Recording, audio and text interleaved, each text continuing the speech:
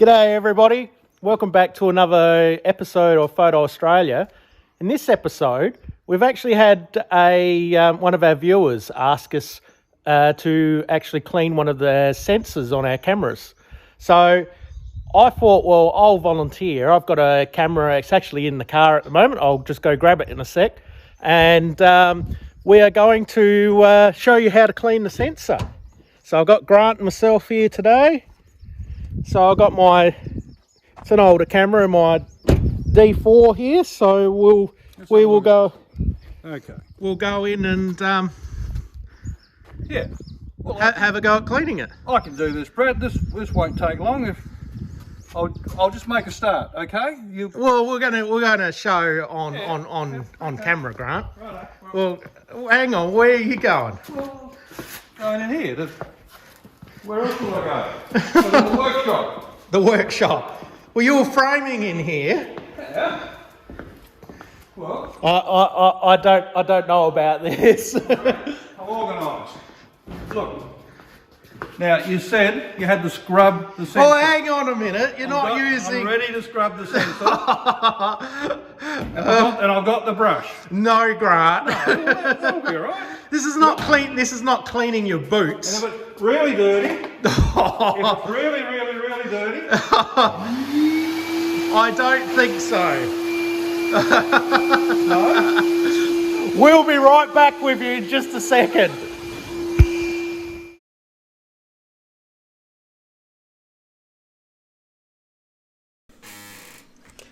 Okay, we're back inside, probably a bit better than out in the shed, Grant. So I've got my camera body here, and I think next time I actually should be cleaning one of your cameras, Grant, with that equipment that you had out there. Oh, that'll be okay. Brad, the Pentax would take that.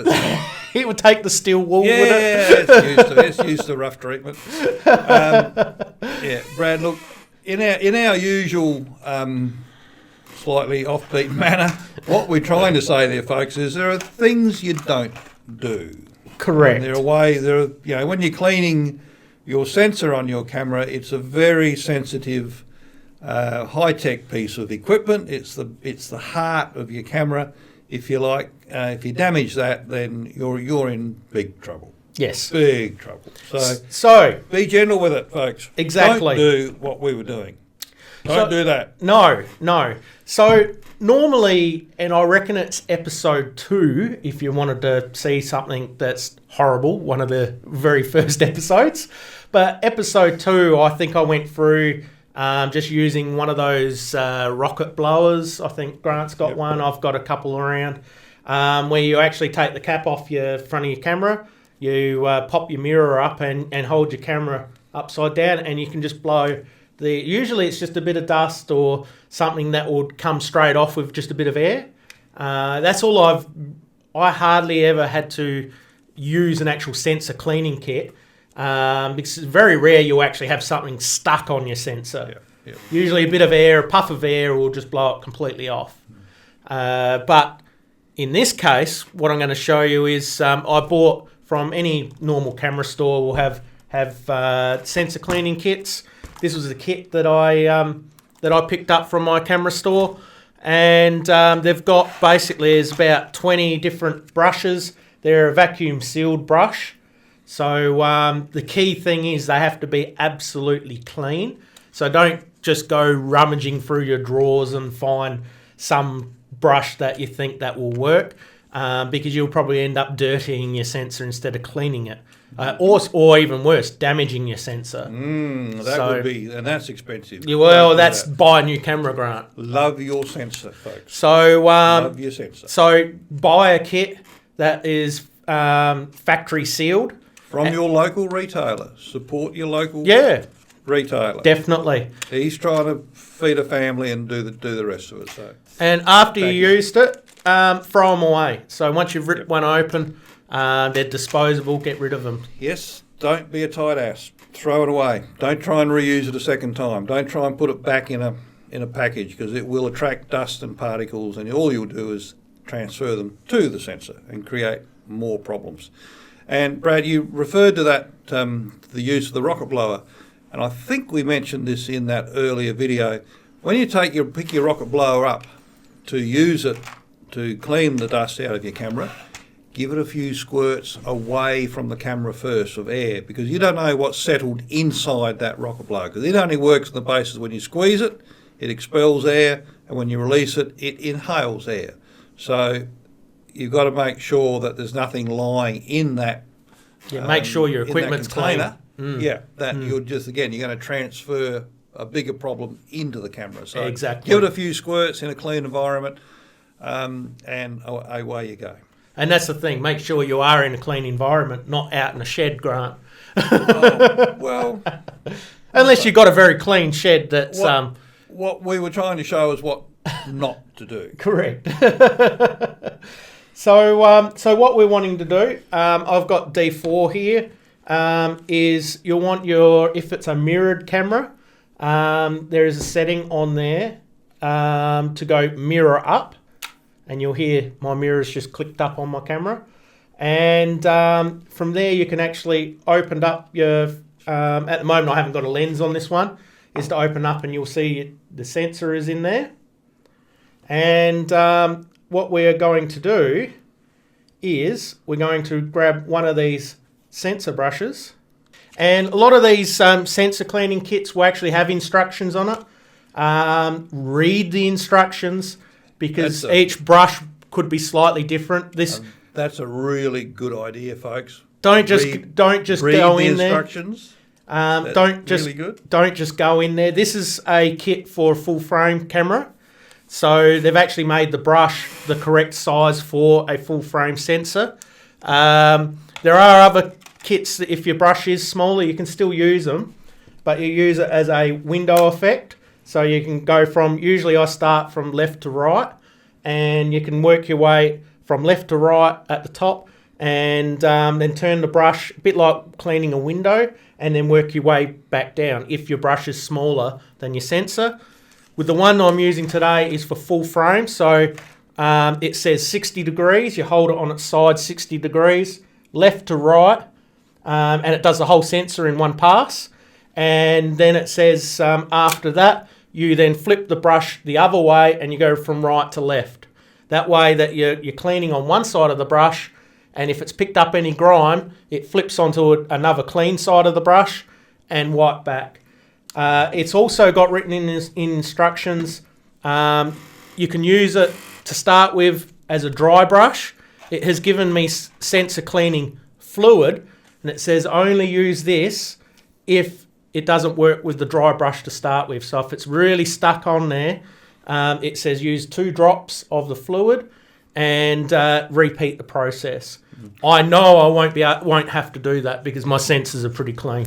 Can I just jump in here, Brad, and I guess the fluid's okay, but I'm really, really nervous about putting anything on that sensor. I really am. I would use it as a last resort. Yeah, absolutely. Like I said, even going to this is nearly a last resort for me. Yep. I'm happy to do it because I know that I won't damage the sensor. I totally agree with you, Grant. I think you step your way down to your last resorts. That if this, and I guess that's why they've got it written there. If this doesn't work, then your fluid's your last resort, and that's exactly what they say. Yep. I would be very surprised if you'd have a problem after using the dry solution. Yeah, I would be too, and I would be worried about the user who's using the camera that you would actually need fluid. And most cases, I think just using the rocket, the air rocket on the camera is all it's all I've ever needed. Yeah, I just caution that because it just bothers me putting any sort of liquid on a sensor. You don't know what that liquid is and what residue it's going to leave behind. So correct. There are stories of sensors that have had stains on them, and over the years, even from manufacturer. Which is what they mention. If your sensor's got a stain, they say use this fluid. Yeah. And I think it says. I've read the instructions once, but I'm only using the dry method, so I didn't get too involved in the liquid method.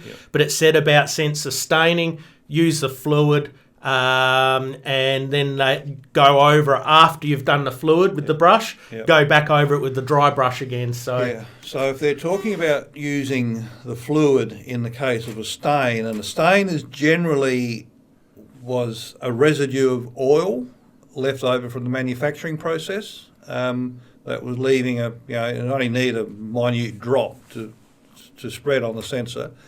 So I would be very nervous still about using that liquid, because then that says to me it has to be some sort of a solvent in order to clean it. So I'd be more inclined, if you couldn't get it off with a dry clean, I'd be returning it to your retailer, to the manufacturer, and I'd be coughing up the dollars to have it professionally cleaned. Oh, I'd agree with that, Grant. Unless it's a camera that you're not too worried about, like an older camera or something you're not too worried about, that if you muck it up, well, it goes into the bin. And the other thing, Brad, is how do you know you've got a dirty sensor, folks? Well, yes, you're going to look at your images and you're going to see spots and dust bunnies, as I call them, on the sensor. The other way is to put a wide-angle lens on it, or a normal lens, sort of a 24-70 thereabouts. Go outside to a clear blue sky, set your camera to automatic and to infinity focus, and take on manual focus, and take a photograph of the sky. And then play it back to yourself, and if you've got dust spots, they should then show up. Some manufacturers have even put a feature in the camera now that you can run in body that will actually detect dust spots and show you their actual location. I know Pentax do that. Have Nikon got that far advanced yet, Brad? Or? Haven't checked, to be honest, Grant. Okay. I've always just fallen back on just good, clean hygiene for your camera. And that's cleaning I clean everything on my camera. Viewfinders and sensors and knobs and dials and everything.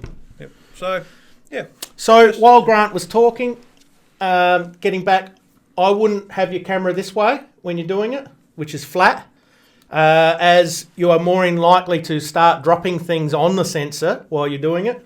So I hold my camera upright, and while I was doing it while Grant was talking, and there's a fly buzzing around, don't go in the camera, fly.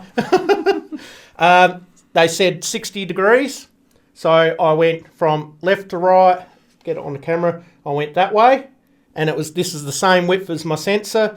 Then I went back the other way, which is exactly what they said on the instructions. So, and that's it. There's no more that you have to do. That's sensor cleaned. Go and test it, take a photo, see if there's any spots when you take a photo. Check that there's no sensor. Well, you could just shoot the sky if you've got a blue sky. Is an easy way of picking up spots, because that's usually when you'll see it, is in a photograph, is in the sky. That's right. And just take a shot straight up there and have a look on your software to see whether there's any more issues. But I'd be very surprised if you got doing that. Well, like I said, doing that was my last resort. Because I just use a bit of air. And most of the modern cameras now have a startup feature too that actually shakes the sensor. At, sensor shake. Incredible speeds to shake any dust off, and so there's a lot of protection in there. But at the same time, we're still going to get them, because if you're like Brad and I, and you're out and about, and 50 kilometre an hour wind blowing and dust flying, do you think that'll stop us from changing lenses? Nah. Not if there's a shot to be had. So, I've been out on sand dunes, which is the worst place while it's quite breezy. With somebody holding my bag, and there's still dust. There's dust flying around everywhere. And I would suggest that if you're not used to changing your lenses, to get practice at home. You'll find on most cameras will have little white markers, little white dots on there, and on your lens as well. You'll have markers on your lens and markers on your camera. Practice at home, and the more you get good at it, doing it at home, the quicker you get without grinding your gear. That's right. So you'll feel that it will just fall into place, and then you can lock it. I've done a lot of lens changing through my time of having camera equipment. I'm always changing lenses. But when I was in a dusty environment, I actually got somebody to hold my camera bag. I quickly took out my lens, quickly undo the caps with the wind blowing behind me, with all the muck and sand and dirt, and quickly whacked it on. I don't recommend in those environments, No. but it's the same thing, Grant. Yeah. I will still do it. Yeah, you have to do it. You just do it. You got to be careful with that. There's so many different options of doing it. The worst thing I've seen is people will put their camera bag on the ground, on a beach, or any type of dusty environment. They put it on the ground. They open their bag up. Well, immediately you do that, all your equipment's all open to the elements, and you've got all that garbage is blowing into your bag, because you mightn't feel that there's much blowing around up where you're looking, but down on the ground is where all the sand is drifting across. And even worse, I've seen them then change their lens with their bag still open, and then they go off and take a photo with their bag still open on the ground. Always zip up your bag. Try and, if you're going to grab equipment, do it as quick as you can and zip that up. Close it up as quick as you can. When you get home, I think I'll go through it. I went through it in episode 2. Vacuum your bag out, clean it out, get all your gear out onto the bed, clean all your gear. I then use the rocket blower method. I do that all the time. When I come back cleaning my gear, hold the camera upside down, mirror up and blow it around, and put it all back together and wipe over all my gear. You'll find that, especially if you're in salty environments or anything, it will actually cling to everything. Clean it, leave it, let it dry on your bed, wipe your bag out after vacuuming it, and then put all your stuff back in there, and your equipment, I'm sure, lasts longer, but it's always clean. And it's actually quite nice when you reach into your bag and you pull it out and your camera's just nice, sparkly clean, and it's ready to go. Check your settings, put them all back to what I call parking the camera, is to check all your settings, put it back to all your neutral settings. Make sure your EV's not +5 or some crazy number, and shutters all over the place or apertures all over the place. Make sure you put your camera away at your neutral settings, and then it's ready for you. You can just grab it and start photographing straight away. And that's a really good point, Brad, because how many times, folks, have we picked up our cameras? You put it down, you go Classic to do one, something. the timer.